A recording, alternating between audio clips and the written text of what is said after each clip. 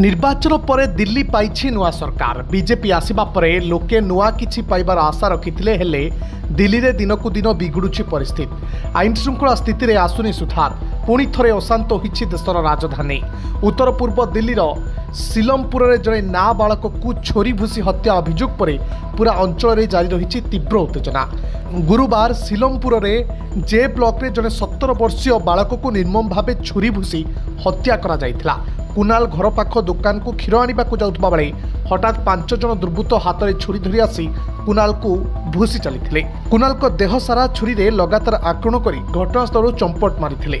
केवल सेतिकी नुहे सिलमपुर अनेक घर गुड़िक हिंदू विरोधी पोस्टर लागिथिबार मध्य देखिबाको मिलिथिला, जहाकु नै पूरा सिलमपुर रे आतंक खेली जाइछि।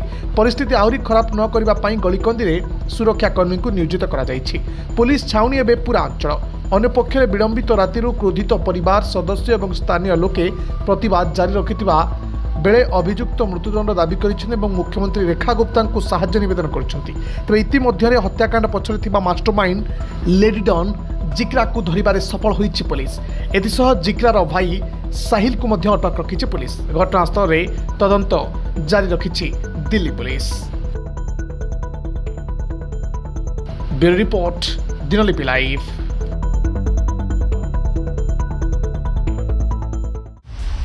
दिनलिपि लाइव को एबे ही लाइक शेयर सब्सक्राइब करंतु।